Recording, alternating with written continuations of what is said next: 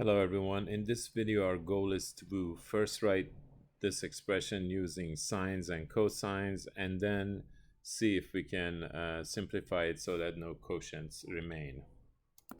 To accomplish that we need to know a few identities that are standard and should be known by us all, starting with the first Pythagorean identity, sine squared theta plus cosine squared theta equals 1. If we divide both sides of that by sine squared, we end up with 1 plus cotangent squared theta equals cosecant squared theta. We also need to know that cosine of negative theta equals cosine theta, because cosine is an even function, and we can start with that for now. So notice that we can write cosecant squared of negative theta, minus 1, using this identity. Notice if we solve for cotangent squared theta, we get cosecant squared theta minus 1. So here we're going to, of course, get that for negative theta. So we get cotangent squared of negative theta over, and here we're going to get 1 minus cosine squared from this one we know is the same as sine squared theta.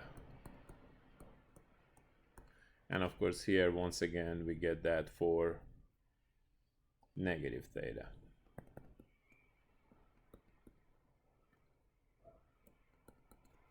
So since we do not want any fractions or quotients to appear, we can go ahead and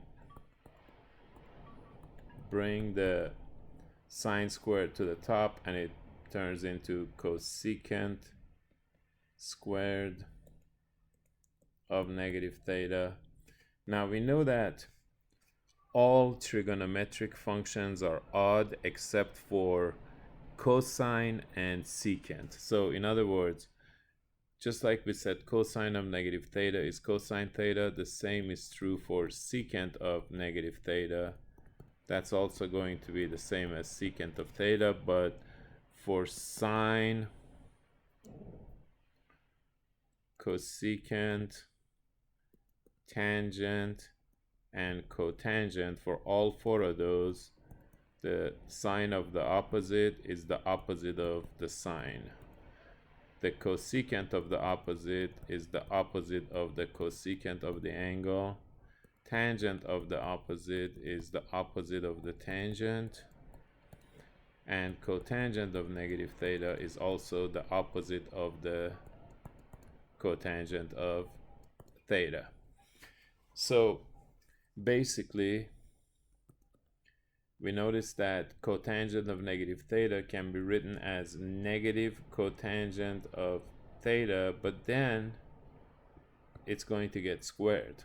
And the same for cosecant of negative theta. We get negative cosecant of theta, but then we square, and that squaring is going to turn both into positive, so we just end up with cotangent squared theta cosecant squared theta.